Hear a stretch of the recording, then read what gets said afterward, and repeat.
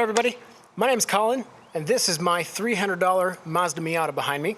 If you watched any of my previous videos, you know that I talked about doing some paint correction on this car, and that is what I'm going to be doing today. Let me show you over here what I've already done. This quarter panel right here is the freshest paint on the car. This is where it was hit when it had the rebuilt title branded. And I've already done some paint correction on this panel, and you can see it's much shinier than the rest of the car. Now, I don't totally expect every panel to turn out like that because this car has 220,000 miles on it.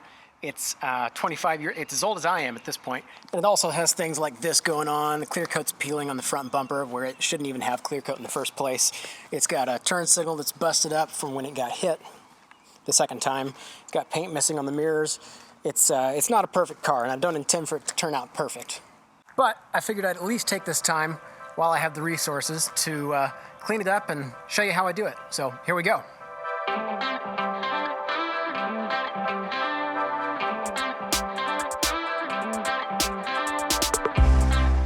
Have a look at this. Before I've even done any washing, this is the panel that I paint corrected earlier. And you can see the water is just beating up and falling off of it. And over here, where I haven't touched it yet, I've only rinsed this. The really shiny bit you're seeing is just water sticking to the car. It's not beating up, it's not falling off, it's just sheeting, you can see like that. So this paint has been neglected for a number of years, and this is what it's gonna do. This is what it's gonna look like, hopefully, once it's all done. The difference is, this panel actually has clear coat on it, and this doesn't. So I'm hoping that the single stage red under there can at least get 90% as glossy as this. This looks so good, I love this. What I'm using with this power washer is an Amazon foam cannon, and this cost me $7 or $8. And then I also bought the different nozzle that goes in here to make it a little more foamy. So you don't have to spend a lot on these to make them work well.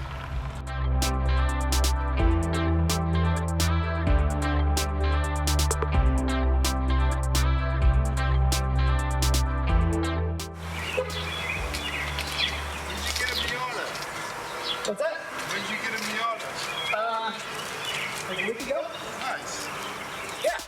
Yeah, I saw you at the light in it one day, and I was coming in, I was just like, I haven't seen that over there before. $300. What? Uh-huh. You shitting me? No.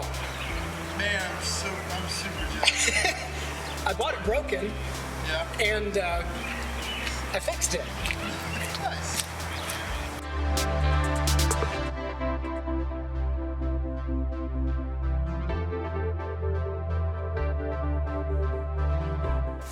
This is a premium microfiber that I got in a set of 3, and this is a microfiber wheel cleaner. It's got a long reach, so you can reach into really deep wheels like that. Both of these I bought from Casey Auto Gifts and Accessories. It's on 87th Street. If you're in Kansas City, Rob is the guy to talk to. He knows everything about auto detailing there is to know. I've gone in there with obscure questions for him, and he's been able to answer them every single time.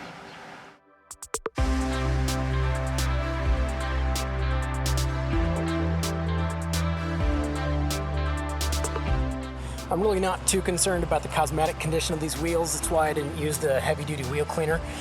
They're actually pretty bent up, and they're not really round anymore on the inside, which is why I don't really care. I have another set of wheels set aside for it that I'm going to put on soon.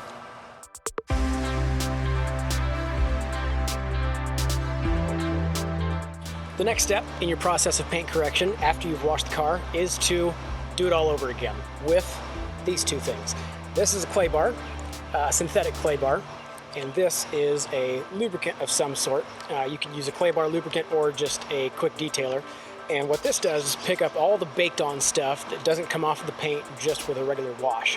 You don't want to find something baked into the paint and scrub it real hard with a microfiber, because you're going to end up scratching it more and it's going to be more work during your paint correction. So this is a much more safe way to do it.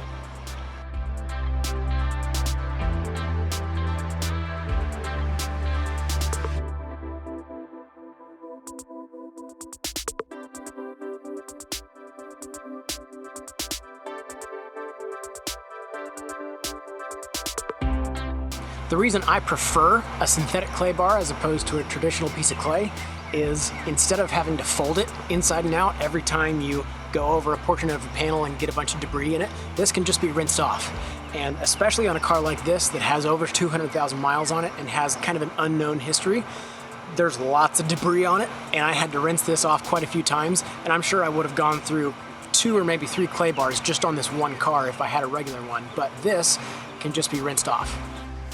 With all that prep work out of the way, I'm ready to do what you actually clicked on this video for, which is correct the paint. This is my dual action Griots polisher. It's their entry-level product, and I bought it because I'm an entry-level detailer. I still don't know everything. I'm learning a lot of new things every time I do it, and Griots is a brand I respect, so that's why I bought it. This is a 6-inch orange medium-duty correcting pad from Lake Country. I'm using Jess Carr's correcting compound, and these are all things that I bought, once again, at Casey Auto Gifts and Accessories in Kansas City off of 87th Street. Go see Rob.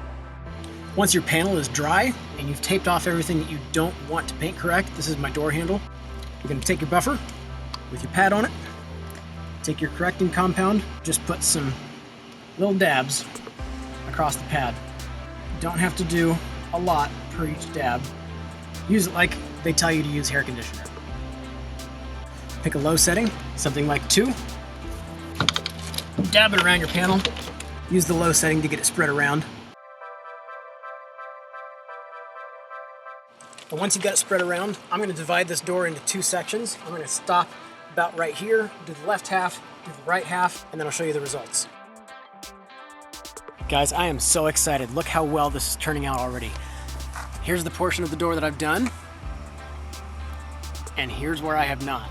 Look at that difference. This is just after a few passes, left and right, up and down. I probably did 2 sweeps left and right, 2 sweeps up and down. Look at that clarity. That is awesome. I'm gonna go over this probably another time or 2, but let me show you first what I'm doing.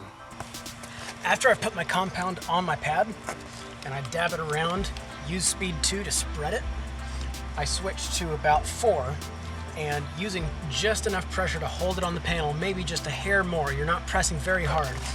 I'm doing slow sweeps like this, left and right, and then after that up and down along the entire panel, and I do that about twice, and that's the result that you just saw come out of that.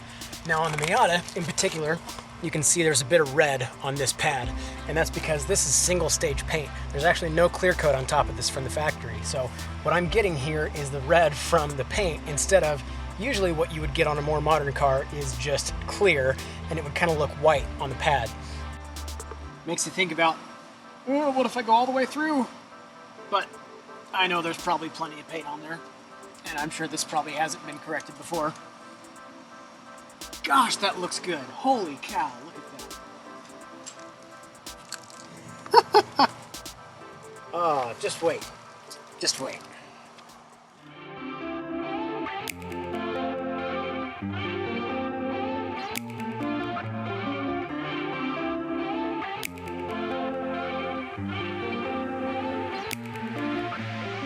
All right, everybody, I have finished the paint correction on the Miata, and it looks so great. Oh my gosh. I can't believe it. I can't believe how well it turned out. You ready? Look at how shiny and glossy that is. Do you remember how bad this looked before? Look at the reflections. It looks like brand new paint. Of course, there's plenty of little dings and dents here and there. There's a pretty massive one there in the hood, and it stands out a little bit more now. But look at those reflections. I'm just speechless. It looks so good. It looks like a brand new car with brand new paint on it. Now, I did learn a few things in the process of this paint correction. I learned, one, that the front bumper, passenger headlight, and that passenger quarter panel had all been repainted when it was rebranded with the salvage title, the rebuilt title, and they all have clear coat on them.